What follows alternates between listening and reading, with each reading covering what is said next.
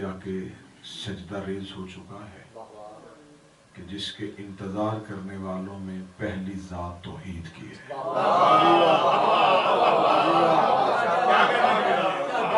کہ وہ خدا خود یہ چاہتا ہے کہ زمین پہ میرا سراپا نظر آئے،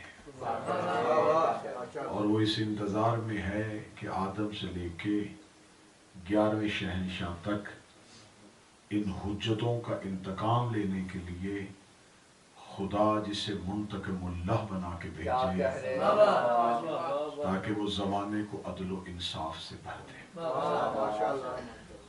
میں روزانہ کی مجلسوں میں اپنی کم علمی کے مطابق اور دہلیز سیدہ سے مانگی خیرات پہ اعتماد کے مطابق آپ کے سامنے گزارشات ہدیہ کر رہا ہوں۔ سب سے زیادہ آج کے دور میں انسان کو جس کے مقدس وجود کی ضرورت ہے وہ سیدہ کا بیٹا ہے۔ یہ ہے تقاضا ایمان، یہ ہے ماننے والوں کا تقاضا کہ انسانیت آج بھی بھٹک بھٹک کے کسی نہ کسی ہادی کو ڈھونڈ رہی ہے۔ کوئی بھی اپنے حکمران سے راضی نہیں۔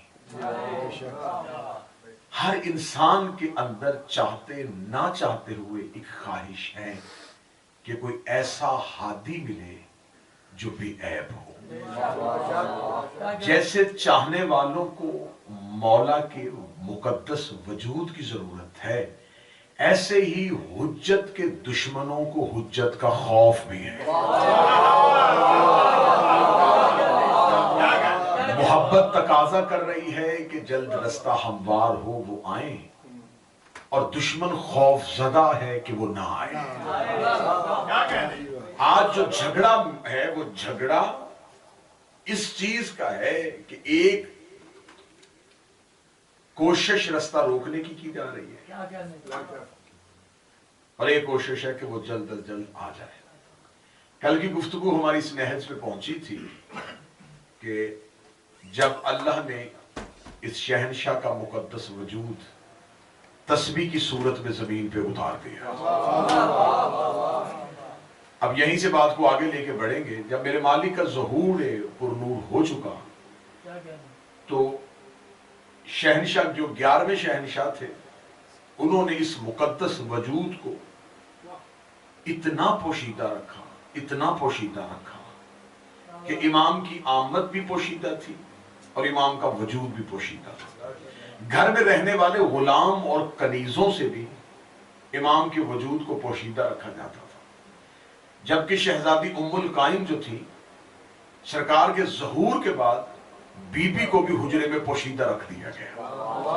لیکن ہر دور میں حجت کو دشمن کے سامنے ظاہر کرنا ضروری ہوتا ہے۔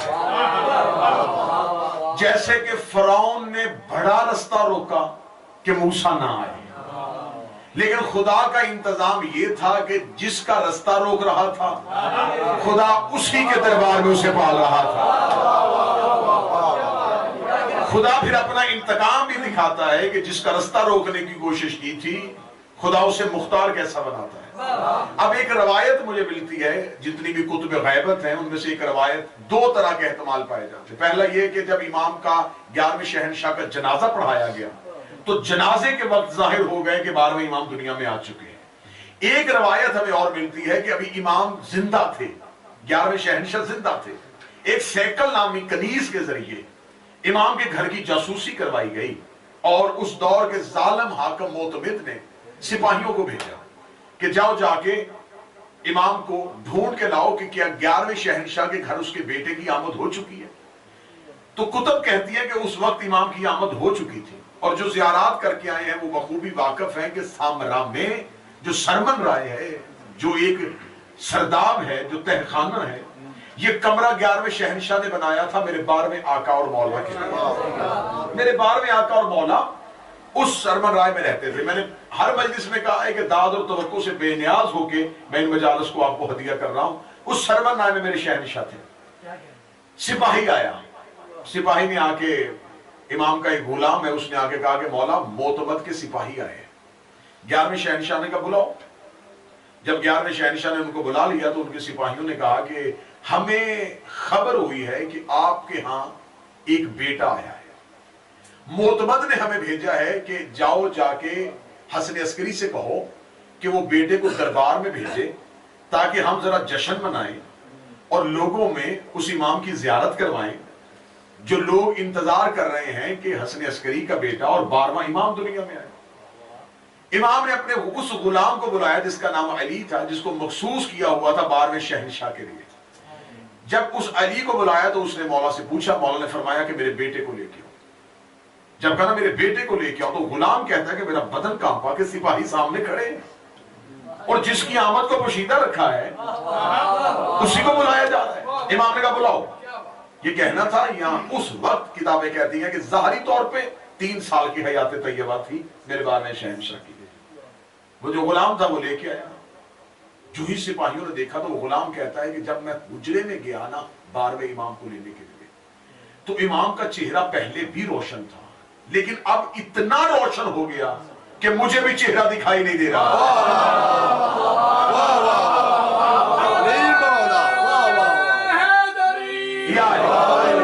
چہرہ امامت اتنا روشن ہو گیا کہ غلام کہتا ہے کہ میرے شہنشاہ کے رخسار مبارک پہ جو ایک تل تھا وہ چاند کی طرح چمک رہا۔ وہ کہتے ہیں کہ امام کا نور سے مجھے بھی امام کے خد و خال نظر نہیں آ رہے تھے اور پورا حجرہ نور سے بھرا ہوا تھا۔ 11ویں شہنشاہ کا حکم تھا، ایک حجت کا حکم تھا، دوسری حجت کو لے کے آؤ۔ وہ کہتے ہیں میں نے ہاتھوں میں اٹھایا، جو ہی اٹھایا تو امام نے کہا جاؤ انہیں دربار میں لے جاؤ۔ غلام کہتا میرا بدن پھر کانپا کہ دشمن اور ظالم ترین بادشاہ جس نے امام کا راستہ روکنے کے اتنے انتظام کیے کہ روزانہ امام کے گھر میں چھاپا اور جاسوسی ہوتی تھی، اسی کے دربار میں بھیج رہے۔ مولا فرمایا جاؤ لے جاؤ۔ غلام کہتا اس کی روایت آگے چلتے ہیں جو ابو دیان راوی اس نے روایت کی ہے۔ وہ کہتا جب میں امام کو لے کے سامرا کی گلی میں آیا نا 12ویں شہنشاہ کو، تو وہ کہتا اس وقت سامرا میں شام تھی۔ جو ہی میں نے پہلا قدم بازار میں رکھا تو سامرا میں دن طلوع ہو گیا۔ رات کا سامرا دن کی روشنی میں چمک اٹھا۔ جسے یاد ہے کہ جب 17 ربیع الاول کو انہی کے نانا آئے تھے تو وہ کہتے ہیں کہ کیسر و کسرا کے کنگرے گر گئے تھے، آتش فارس ٹھنڈی ہو گئی تھی اور شام کے محل مدینے سے دکھائی دے رہے تھے۔ وہ کہتے جو ہی میں لے کے 12ویں شہنشاہ کو بازار میں آیا تو ایسے سامرا میں جیسے دن طلوع ہو گیا، لوگ دکانیں چھوڑ کے بھاگے۔ یہ کیا ہوا؟ شام کے وقت سورج، اور سورج بھی زمین پہ۔ لوگ اپنے مکانوں کی چھتوں پہ چل گئے اور وہ کہتا ہے کہ امام کے چہرے کے خد و خال کوئی نہیں دیکھ سکتا تھا، ایسے تھا جیسے میرے ہاتھ میں کوئی چاند ہے اور میں اسے لے کے چل رہا ہوں۔ دربار میں خبر پہنچ گئی کہ حسن عسکری کے بیٹے جو ہیں جو دنیا میں آئے ہیں وہ دربار میں آ رہے ہیں۔ دربار کھچا کھچ بھر گیا، دربار میں رش ہو گیا۔ غلام کہتا ہے کہ میں اپنے شہنشاہ کو لے کے جب دربار میں پہنچا تو دربار میں سپاہی کھڑے تھے۔ ایک دفعہ تو معتمد جلالت امام کے ساتھ تخت سے اٹھ کے کھڑا ہوا، دشمن احترام میں اٹھ کے کھڑا ہو گیا، جلالت امام کے ساتھ احترام میں اٹھ کے کھڑا ہوا۔ وہ کہتا جو ہی میں احترام میں اٹھ کے کھڑا ہوا، غلام کہتا ہے کہ پورے دربار میں خاموشی طاری ہو گئی، نور دربار جگمگا اٹھا۔ یا ایک وزیر نے آ کے معتمد کے کان میں کوئی بات کہی، اسے کہا سپاہیوں سے کوئی تلواریں نکالو اور جلدی سے قتل کرو، جس کا انتظار کر رہا تھا آج وہ میرے محل میں آ گیا، جلدی سے قتل کرو۔ اب دیان روایت کرتا ہے کہ جو ہی سپاہی بڑھے اور انہوں نے قبضہ تلوار پہ ہاتھ رکھا تھا کہ تلوار نیام سے کھینچے، جس کا ہاتھ جہاں تھا وہی رک گیا اور کوئی بھی اپنی تلوار کو نیام سے کھینچ نہیں سکتا تھا۔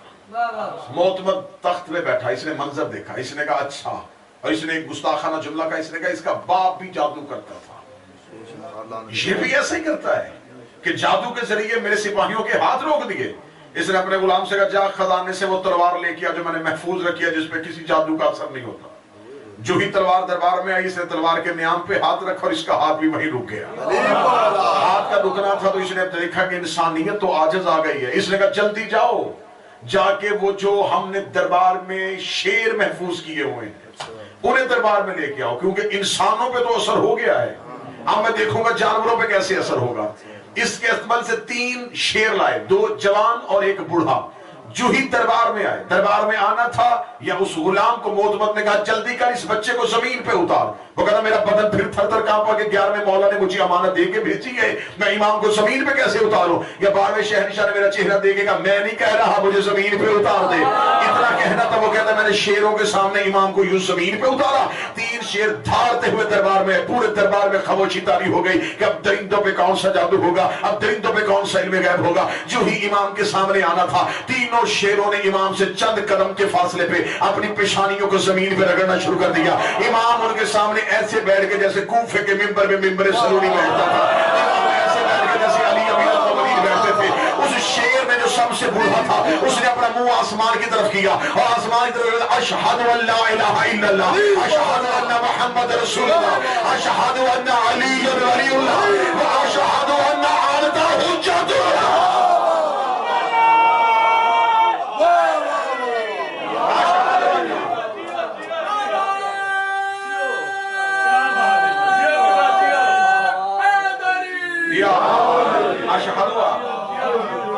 انت حجت وہ اللہ کی حجت ہے. اب یہ تھی 12ویں کی غدیر. امام ایسے بیٹھے ہیں جیسے کوفہ کے منبر کے آخری سینے پہ علی بیٹھتے تھے.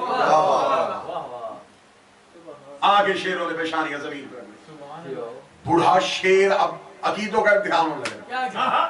بوڑھا شیر سر اٹھا کے کہنے لگا مدت سے انتظار میں تھا کہ رخ کی زیارت کر سکوں. مولا میں عام شیر نہیں، میں نسل ابو الحارث ہوں. جس نے کربلا میں تیرے جد حسین کی نصرت پہ استغاثے میں لبیک کہا تھا، اس کی نسل سے ہوں اور اپنے وقت کے حجت کے انتظار میں تھا. یہ کہنا تھا. امام نے کہا آج اگر اپنے امام کی زیارت کر لی ہے بتا کوئی مشکل تو نہیں. اتنا کہنا تھا. وہ بوڑھا شیر دے کے لگا یہ 2 شیر جو انہوں نے میرے ساتھ رکھے ہیں مجھے بوڑھا سمجھ کے میرا حق کھا لیتے ہیں، مجھے کھانے سے محروم رکھتے ہیں. اتنا کہنا تھا. امام نے کہا اگر آج تو نے پہلی بار زیارت کر لی ہے تو ابھی ادا کر دیتے ہیں. امام نے کہا انہیں سزا ملے گی حق کھانے کی، تمہیں اجر ملے گا صبر کرنے کا. اتنا کہنا تھا. یا بوڑھا جوان ہو گیا اور جوان شیر بوڑھے ہو گئے. جو ہی جوان شیروں کا بوڑھا ہونا تھا اور بوڑھا جوان اپنے شباب میں آیا تو اب پتا چلا کہ بوڑھا سلیمان جوانوں کے سامنے سینہ تھام لے گا.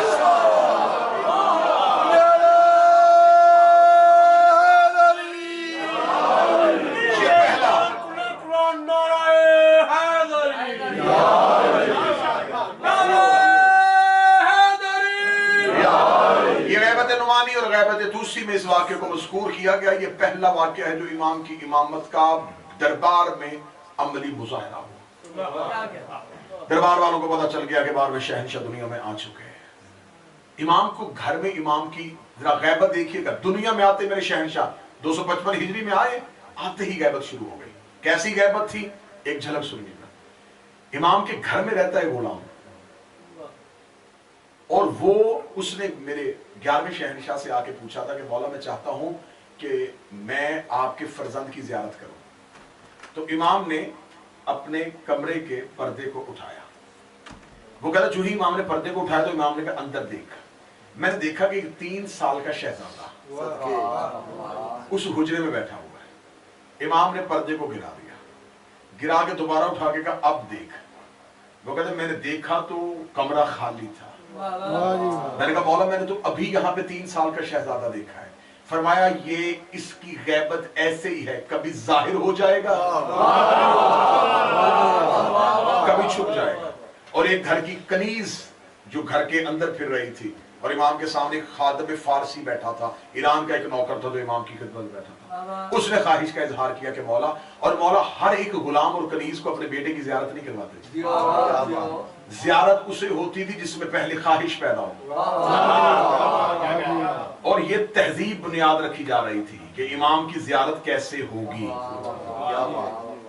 یعنی کہ امام نے ہر غلام کو زیارت نہیں کروائی میں پھر جملہ کہتا ہوں، امام کے گھر میں رہتے ہوئے بھی ہر نوکر نے زیارت نہیں کی، زیارت اس نے کی جس نے پہلے شوق پیدا کیا، اور یہ ہے شہنشاہ کی زیارت کا طریقہ۔ زیارت سے پہلے شوق پیدا ہونا۔ ایک شاگرد نے آ کے اپنے عارف استاد سے کہا تھا کہ آپ کہتے ہیں کہ آپ کی وارث سے ملاقات ہوتی ہے، تو کیا میری ملاقات بھی ممکن ہے؟ تو کہنے لگے خواہش ہے یا شوق ہے؟ اب میں معرفت رکھنے والوں سے یہ جملہ عرض کرنے کو، خواہش ہے یا شوق ہے؟ اس نے کہا مولا، اسے اپنے استاد سے کہا کہ سرکار خواہش بھی ہے شوق بھی ہے۔ انہوں نے کہا بھی دیکھ لیتے ہیں کہ خواہش شوق ہے یا صرف فقط خواہش ہے۔ شاگردوں سے کیسے جا کے کمرے میں بند کر دیا، کمرے بند کر دیا، فرمایا اسے نہ کھانا دینا نہ پانی دینا۔ 3 دن 3 راتیں بھوک اور پیاس کی حالت میں رکھا، پیاس سے حلق خشک ہو گیا، موت کے آخری کنارے پہ خود کو دیکھ رہا تھا، نیند بے ہوشی کی حالت میں پڑا تھا۔ 30 دن کی رات کو استاد نے کمرے کا دروازہ کھولا، کمرے کا دروازہ کھول کے پانی کا پیالہ ہاتھ میں لیا، اس کے قریب جا کے پانی کے چھینٹے منہ پہ مارے، بڑبڑا کے اٹھا، اٹھتے کا پانی پانی پانی۔ استاد نے کہا جتنی خواہش پانی کی اتنی امام کی کر، پانی کیوں مانگا؟ اس نے کہا مولا پیاس سے، اپنے استاد سے کہنے لگا سرکار پیاس سے مر رہا تھا، پانی سوچتے سوچتے سو گیا تھا۔ کہتے جیسے پانی سوچتے سوچتے سو گیا تھا اور اٹھا تو پانی کی طلب کی، ایسے ہی امام کو سوچتے سوچتے سو جایا کر۔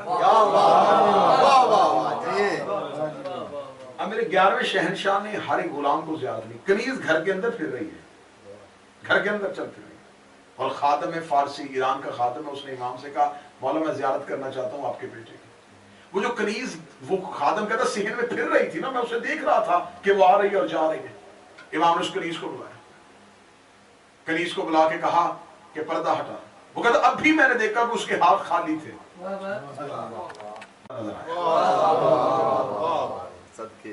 اس نے کہا مولا یہ ابھی میں نے دیکھا کہ کنیز کے ہاتھ خالی تھے۔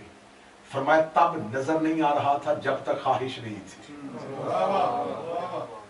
تو نے خواہش کی، ہمیں تم سے زیارت کروا دی۔ جب میرے شہنشاہ نے مسلسل 5 سال 260 ہجری آ گئی، 260 ہجری تک 11ویں شہنشاہ کی شہادت کے بعد امام ہر کسی سے ملاقات نہیں کرتے تھے۔ امام کی ملاقات کا طریقہ تبدیل ہو چکا تھا۔ امام 12ویں شہنشاہ اپنے اس تہ خانے میں اس سرمن میں رہتے تھے، اور امام نے مخصوص کیا ہوا تھا چند لوگوں کو جو امام سے ملتے تھے۔ امام سے ملاقات کا طریقہ کیا ہوتا تھا کہ ہر شہر میں ایک نائب ہوتا تھا، اس کے بعد ایک بہت جو بڑا نائب اسے نائب اعلیٰ کہتے تھے، لوگ سوال لکھ کے چھوٹے نائب کو دیتے تھے، وہ آ کے بڑے کو دیتا تھا، سارے خطوط اکٹھے کر کے امام کے دروازے پہ جا کے دیے جاتے تھے۔ بی بی حکیمہ خاتون کو، بی بی حکیمہ خاتون پیش کرتی تھی 12ویں شہنشاہ کی بات۔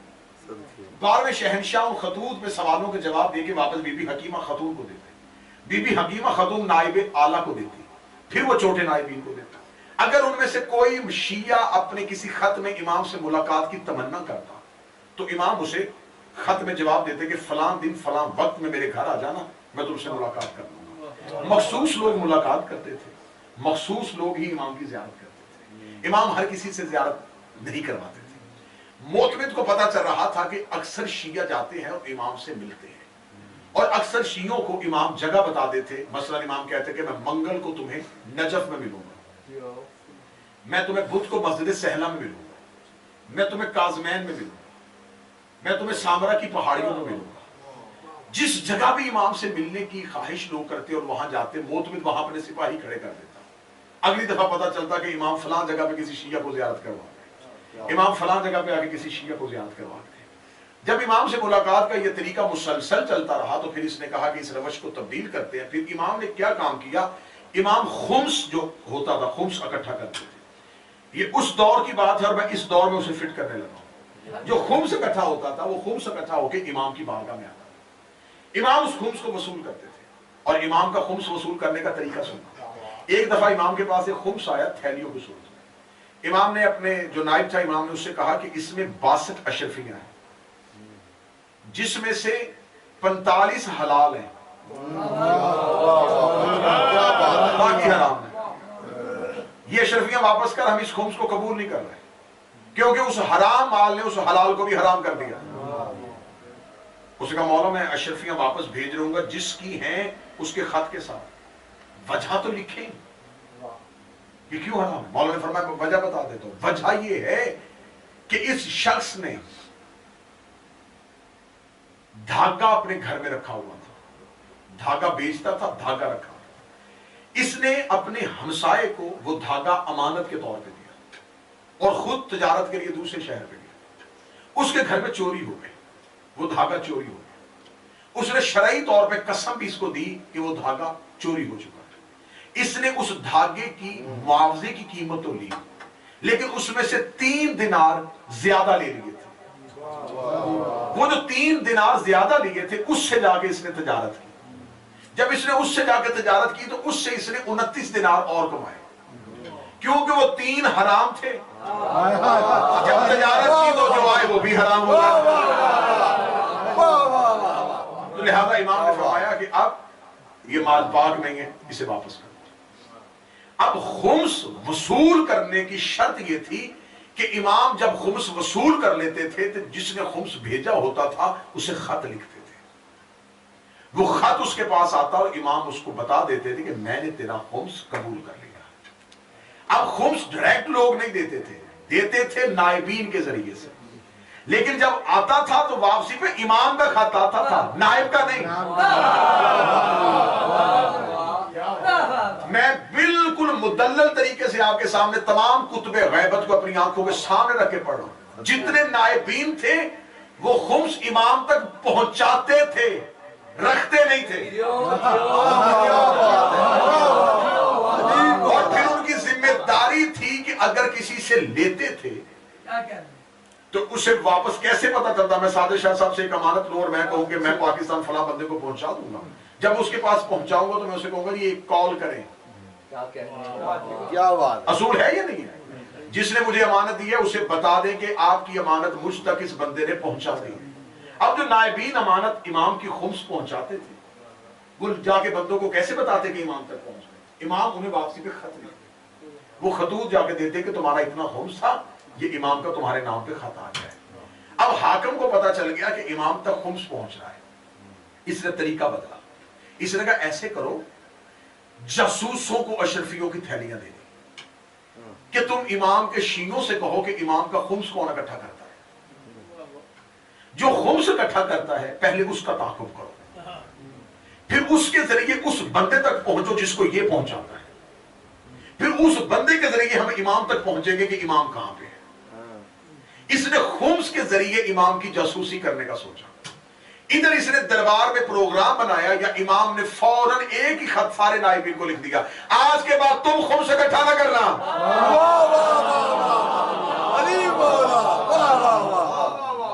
آج کے بعد تم خمس اکٹھا نہ کرنا.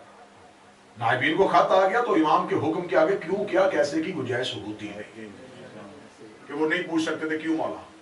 صرف اتنا کہا کہ مولا جب یہ خمس آئے تو آپ اس کا طریقہ کوئی اگر پوچھے کہ خمس تو طریقہ کیا ہے. امام نے کہا جس نے خمس دینا ہو وہ کسی کو نہ بتائے کہ میں نے دینا ہے. وہ صرف نیت اور ارادے میں رکھے کہ میں نے یہ مال امام کو پہنچانا ہے. امام فرماتے کیوں کہ یہ اس کے گھر میں ہماری امانت ہے, اب وہ دینے نہیں آئے گا, ہم لینے کے لیے آ جائیں گے. لینے کے لیے امام کس طرح آتے تھے, اب یہ نہ سمجھے کہ جسمانی طور پہ امام اس کے گھر جاتے تھے اور خمس اکٹھا کرتے تھے. ایک شخص کہتا ہے کہ میں کربلا میں گیا اور میں کربلا میں جا کے امام حسین کی زری پہ جا کے بیٹھ گیا اور زری میں بیٹھ کے میں زیارت کی نماز پڑھ کے زیارت عاشورہ پڑھنی شروع کی اور میں نے 40 دن مسلسل عمل کیا کیونکہ مجھے کسی نے بتایا تھا کہ کربلا میں حرم حسین میں 40 دن زیارت عاشورہ پڑھو تو 40 دن کے اندر امام زمانہ کی زیارت ہو جاتی ہے. وہ کہتا میں نے 40 دن مکمل کر لی. جب 40واں دن قریب آ رہا تھا نا تو دل میں وسوسہ پیدا ہونا شروع ہو گیا, کہاں ملاقات ہوگی, میں نہیں مل سکتا, شاید گناہ زیادہ ہے, شاید وہ مجھے ملنا ہی نہیں چاہتے. اب معرفت شک کے وسوسے سے کم ہونی شروع ہو گئی. تو کہتا میں نے 40 دن اپنے خیر پورے کیے. 40 دن پورے کرنے کے بعد جب میں نکلا تو جو ہی میں حدود حرم سے نکلا تو ایک گھوڑا سوار میرے ساتھ چلا. کہاں جا رہا ہے, کہنے لگا کوفے. किस रास्ते से जाएगा, खुशकी के या दरिया के? मैंने कहा कि मैं दरिया के रास्ते से जाऊंगा। अच्छा, अगर तू जा रहा है तो एक अमानत है वो दे देना। कौन सी अमानत है? कूफा जाएगा, वहां पर एक शख्स है रियान नामी, उस कसाब है, उसको जाके कह देना कि ये चंद दिनार है। उसको दिनार हवाले किए, वो कहता है कि मैं पूछ ही नहीं सका कि आप कौन हैं। और ये जितनी कुतब मुलाकात बा इमाम ज़माना की मैंने पढ़ी हैं, उन तमाम में ये मुश्तरका बात पाई जाती है कि जब वारिस से मुलाकात हो तो जितनी देर मुलाकात हो आपका ज़हन सवाल सोच भी नहीं सकता। आप नहीं सोच सकते कि मैं किससे मिल रहा हूँ, ये कौन है। मुलाकात खत्म होते ही आपका ज़हन दोबारा चलना शुरू हो, क्योंकि इमाम जब मिलते हैं तो कायनात की नब्ज़ पे हाथ आता है। अगर किसी ने दलील देखनी हो तो मेराज की मुलाकात देख ले। इमाम से मुलाकात के लिए वक्त रुक जाता है। वो कहता है कि मैंने जब थोड़ा सा आगे चला तो मेरा ज़हन काम करना शुरू हुआ कि मैंने अमानत ले ली, पूछा ही नहीं। तो मैंने अभी उस शख्सियत को दूर जाते देखा, मैंने पीछे से आवाज देखा, अगर वो पूछे किसने दिए तो उन्होंने दूर से कह देना बकिया ने दिए हैं। मेरे शहनशाह का एक इस्म है बकियतुल्लाह, अल्लाह का बकाया। बकिया उसे कहते हैं कि बंदा किसी से कहे कि तेरे पास क्या है, वो कहते हैं मेरे पास अब बकिया यही है। जिसके बाद कुछ ना हो ना उसे बकिया कहते हैं। अल्लाह के खजाने में जिसके बाद कुछ भी ना हो उसे बकियतुल्लाह कहते हैं। कह देना बकिया ने दिया। वो कहता मैं चल पड़ा, चल के मैं कूफे पहुंचा, जैसे कहा था उस शख्स ने वैसे जब मैं पहुंचा तो उस शख्स के दरवाजे पे जाके दस्तक दी, दरवाजे पे दस्तक दी अंदर से। और मुझे उन्होंने कहा था कि जब उसके घर जाए ना तो जब दरवाजे पे दस्तक दी वो आए तो उसके ना कपड़ों पे खून के छींटे हो, परेशान ना होना, वो सुबह सुबह जानवर ज़िबा करता है। वो कहता मेरे ज़हन में फिर भी नहीं आया कि वहां पहुंचने से पहले जो हालात बता रहा है। तो जो ही गया, मैंने दरवाजे पे दस्तक दी, दरवाजा खोला, जैसे उन्होंने कहा था वैसे ही कपड़ों पे खून के छींटे बाहर आया। एक अजनबी को देखा, जल्दी से हड़बड़ा के अपने आस्तीनों को सीधा किया। कहने लगा कौन है? कहने लगा जी मैं करबला से आया हूँ। तो मेरे दरवाजे पे क्यों आए? मुझे किसी ने आपकी कोई अमानत दे के भेजी है। क्या अमानत दे के भेजी है? उसने कहा कोई मुझे मिला था करबला से निकलते हुए, तो उसने कहा था कि रियान को जाके ये दिनार दे देना और उससे कहना बकिया ने दिए हैं। बकिया का नाम आना था। वो वैसे ही घर के अंदर गया, वजू करके बाहर आया, आगे लगा वो आंखें चूमने दे जिससे तू नहीं मानते, हाथ चूमने दे जिससे तूने मौला के कदमों में हाथ लगाए हैं। उसका 40 दिन बैठा रहा हूं इमाम हुसैन के हरम में, मेरी तो इमाम से मुलाकात नहीं हुई। उसने तेरी इमाम से मुलाकात नहीं हुई तो ये दिनार किससे लेके आया है? उसका तुझे कैसे पता ये 12वें इमाम ने दिए हैं? उसका भी रात तो सोते हुए कह के सोया था कि मौला 200 दिनार का कर्जा हो गया है। तो इमाम की आवाज़ सूरज तलू होने दे, कल के दिन तेरे दरवाजे में ना भेजो मुझे अपना इमाम।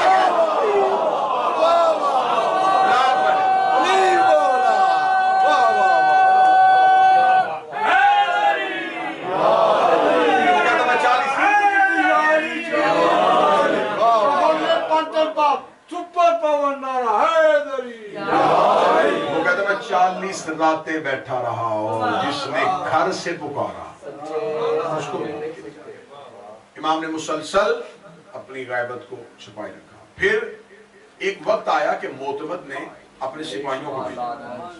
इसने सिपाहियों को भेजा कि जाओ, जाके ये खुद बगदाद में था और ये रात को सो नहीं सकता। इमाम का खौफ इसे सोने नहीं देता। ये उठ उठ के 12वां इमाम दुनिया में आ चुका है, उस इमाम का रास्ता कैसे रोके? इसे सिपाहियों को कहा जाओ आखिरी बार जाके सामने इमाम के घर का घेराव करो, कोई चिड़िया का बच्चा भी बाहर ना निकलने पाए। एक बहुत बड़ा लश्कर भेजा, तेज रफ्तार घोड़े लेके। जो ही वो घोड़े लेके आए, अब जरा रवायत सुनने वाली है। जब वो पहुंचे तो वाजिद भाई वो कहते हैं कि जो ही हम इमाम के घर का हमने घेराव किया, घेराव करके तो वो सिपाही कहते हैं कि जब हम पहुंचे तो देखा कि एक हबशी गुलाम घर के दरवाजे में बैठा कुछ बुन रहा था। जो ही सिपाही आए ना तो वो इतना परेशान नहीं हुआ, खौफज़दा नहीं हुआ, डरा नहीं। उसने ऐसे देखा और फिर वो कमर बंद सी रहा था, उसे सीना शुरू कर दिया। सिपाहियों ने कहा इतना बड़ा लश्कर आया दरवाजे पे, ना खौफज़दा हुआ, ना डरा, ना सहमा। उनमें जो उनका सरदार था, सिपा सलार था, उसने आगे खड़े होकर कहा इस घर में कौन रहता है? उसे सीधे इस घर का मालिक।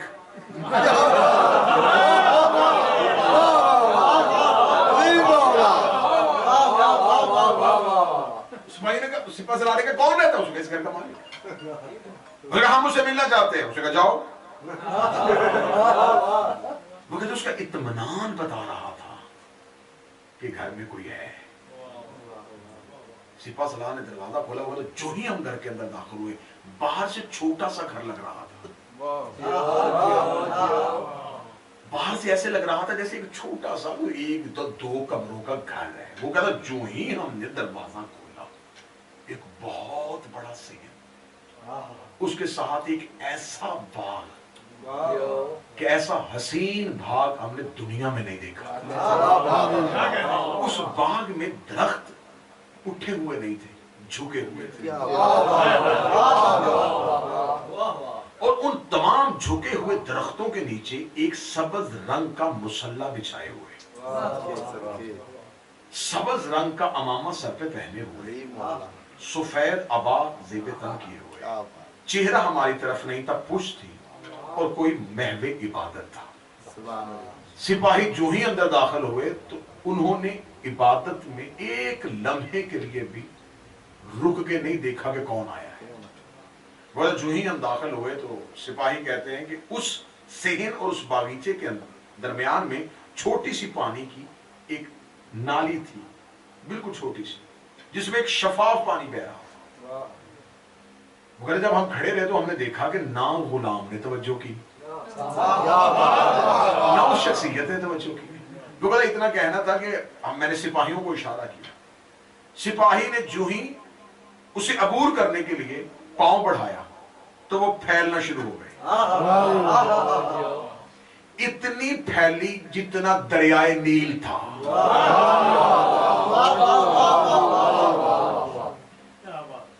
जो ही उन्होंने फैलता हुआ दरिया देखा, उन्होंने अपने पांव को समेट लिया। अब जो भी आगे बढ़ने का इरादा करता वो फैल के दरिया की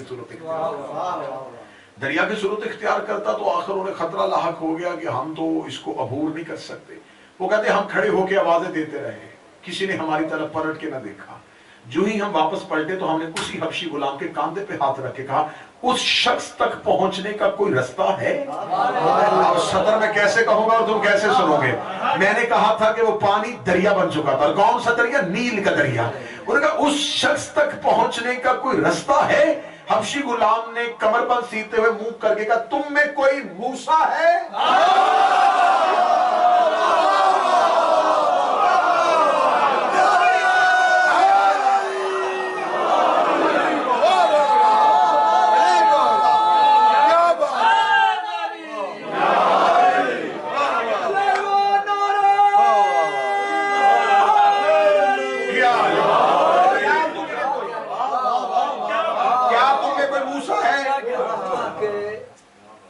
गुलाम का चेहरा देखते रह गए।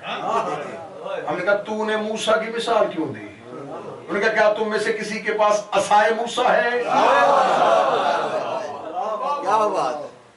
जहां वो बैठा है इस दरिया को अबूर करने के लिए मूसा होना चाहिए। क्या बात? मूसा नहीं तो हाथ में असा होना चाहिए। उन्होंने कहा कहां से लेके आए असाए मूसा? हम तो मोतमद के सिपाही हैं। इतने साल, 1000 साल पहले मूसा दुनिया से चला गया, कहां से लेके आएंगे मूसा का असा? अब हमने तो खतीब और जाकिर तो लफ्ज ही पढ़ने होते हैं ना, आगे मजमा होता है कितना सही उसका साथ चल रहा है। उसने कहा वो मूसा नबी था, असा नबियों के पास होते हैं। इतना कहना था, गुलाम ने अपने दाएं घुटने को उठाया, नीचे से कसा निकाल के था मेरे तो पास है, मैंने भेजो मेरे पास है और मैं तो नबी भी नहीं हूं।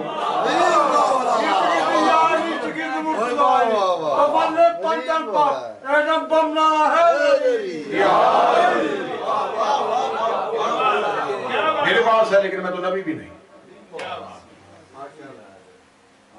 तू कब उनको मिलता है? कहता जब वो चाहते हैं। सिपाही आजाद आ गए और वापस गए। वापस जाके मोतमद को खबर दी और उसके जिस्म पे लर्जा तारी हो गया। क्योंकि जिसका रास्ता रोक रहा है वो तो इस इंतजाम के साथ बैठा है कि उस तक पहुंचने के लिए भी मूसा होना चाहिए। आखिरी जब इसने जिसारत की थी, जिसके बाद मौला गैबत कुबरा में चले गए, वो आखिरी जिसारत जो थी, इसने फिर एक दूसरी दफा बहुत बड़ा लश्कर लेके और खुद साथ जाके اس نے امام کے سرمن رائے جہاں امام کا سرداب تھا وہاں پہنچا، اور کتب کہتی ہے یہ جملہ بھی بڑا کمال ہو گیا، جب یہ وہاں پہنچا تو وہاں پہنچ کے جو ہی یہ سرداب کے باہر پہنچے تو اندر سے قرآن پڑھنے کی آواز آ رہی، انہیں یقین ہو گیا کہ امام اندر ہی ہے۔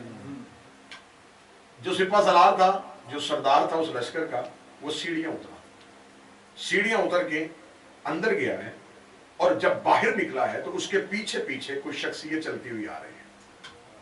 سپاہیوں نے کہا کہ یہ اکیلا اندر گیا تھا دیکھنے کے لیے اور امام کو گرفتار کر کے لے آیا ہے، اور وہ باہر آ کے سپاہی دستے بنا کے کھڑے تھے، اور وہ جو سپہ سالار تھا وہ ان کے سامنے آ کے سپاہیوں کے ساتھ اسی طرح کھڑا ہو گیا جسی طرح کسی کی عزت کے احترام میں صفے باندھ کے کھڑے ہوئے، اور وہ جو شخصیت سرداب سے باہر نکلی، جو ہی وہ باہر آئی تو اسی سپہ سالار نے سپاہیوں کو اشارہ کیا، سپاہیوں نے رستہ چھوڑا، درمیان سے میرے آقا اور مولا نکل گئے، درمیان سے جب میرے آقا اور مولا کا گزر جانا تھا، جب امام نے گھر کا دروازہ عبور کر لیا تو فوراً سپہ سالار آنکھیں کھول کے کہنے لگا میں نے نیچے ایک شخص کو دیکھا ہے جو قرآن پڑھ رہا ہے، آؤ میرے ساتھ چلو۔ سپاہی دیکھ کے کہنے لگے کس شخص کو؟ وہ جو ابھی ہم میں سے گزر کے چلا گیا ہے۔ اس کا تم نے کسی شخص کو دیکھا؟ انہوں نے کہا ہمارے درمیان سے وہ شخص گزر کے چلا گیا۔ اس کے بعد امام نے اپنے نائبین کو خط لکھ دیا، 4 جو نائبین تھے، عثمان بن سعید، محمد بن عثمان، حسین بن رو اور علی بن محمد صبری۔ آخری جو امام نے توقیع لکھی، جو خط لکھا، وہ میرے مولا نے علی بن محمد صبری کو لکھا۔ آج بھی جو کتب میں آخری خط ہے نا میرے مولا کا، وہ علی بن محمد صبری کے نام ہے، اور اس توقیع مبارک میں میرے مولا نے لکھا کہ اب اے علی بن محمد تم صرف 6 دن زندہ رہو گے، اپنے بعد کسی کی نیابت کا بندوبست نہ کرنا، کیونکہ اب ہماری غیبت کبریٰ شروع ہو چکی ہے، اور اب اگر کوئی ہمارا شیعہ ہم سے ملنا چاہے تو اسے کہنا کہ آرزو کرے۔ غیبت سن لینا، آج یہیں پہ گفتگو رک جائے گی اور کل سے ہم ظہور پہ آ جائیں گے۔ امام نے فرمایا غیبت تمہاری طرف سے ہے، ہماری طرف سے نہیں۔ بالکل غلط عقیدہ میری قوم کے بچوں میں اور جوانوں کے ذہنوں میں پایا جاتا ہے کہ شاید مولا کسی ایک غار میں، کسی ایک جزیرے میں ہے اور مولا وہاں ہے، اور جب حکم ہوگا تو وہ وہاں سے آئیں گے۔ مولا خود اپنی توقیع پہ لکھ رہے ہیں غیبت تمہاری طرف سے ہے، میری طرف سے نہیں۔ تم مجھے نہیں دیکھو گے، میں تمہیں دیکھوں گا، صرف تم مجھے نہیں دیکھ پاؤ گے۔ یہ ذہن میں رکھنا کہ میں غائب نہیں ہوا، تم بس مجھے نہیں دیکھ پاؤ گے۔ غیبت تمہاری طرف سے ہے، میری طرف سے نہیں۔ اور امام صادق سے ایک بندے نے پوچھا تھا کہ مولا یہ آپ کے قائم کی غیبت کیا ہوگی؟ مولا نے فرمایا غیبت 2 قسم کی ہوتی ہے، اور دونوں غیبتوں کا ذکر قرآن میں۔ اس نے کہا کون سی؟ امام نے فرمایا ایک ہے اصحاب کہف کی غیبت، ایک ہے یوسف نبی کی غیبت۔ اصحاب کہف کی غیبت وہ ہے کہ اللہ نے انہیں ایک غار میں سلا دیا اور وہ 3 بار اٹھے۔ پہلی بار کب اٹھے تھے؟ جب 300 سال بعد اٹھے، اور قرآن میں پورا تذکرہ 300 سال بعد اٹھے، بازار میں جب دیکھا کہ دنیا بدل گئی ہے، واپس گئے اور اللہ کے حکم سے پھر نیند طاری ہو گئی۔ دوسری بار کب اٹھے تھے؟ دوسری بار تب اٹھے تھے جب چند منافقین کے گروہ نے آ کر رسول سے پوچھا تھا یا علی یا رسول اللہ تیرے بعد جانشین کون ہوگا؟ فرمایا جس سے غار والے صحاب سلام کریں گے۔ یہ کہنا تو انہوں نے کہا غار میں کون ہے؟ فرمایا جسے قرآن میں صحابہ کہف کہا گیا ہے۔ انہوں نے کہا صحابہ کہف کہاں پہ رہتے ہیں؟ رسول نے چادر کو بچھوایا، انہیں ساتھ بٹھا کے ساتھ علی کو بٹھایا، بادل کا ٹکڑا لے کے وہاں چلا گیا جہاں غار تھا صحابہ کہف کا۔ اصحاب کہف کے غار کا جانا تھا، علی نے کہا جاؤ انہیں سلام کرو، انہیں غار کے دہانے پہ منہ رکھ کے سلام کیا، اندر سے کوئی جواب نہیں آیا۔ یا امیر المومنین کی آواز ہے یا سلام علیک یا رجال الغیب، اے چھپے ہوئے مردوں تم پر میرا سلام۔ غار کے اندر سے آواز ہے علیک السلام یا حجت اللہ یا ولی اللہ۔ اور امیر المومنین نے حکم دیا پھر سو جاؤ، وہ پھر سو گئے۔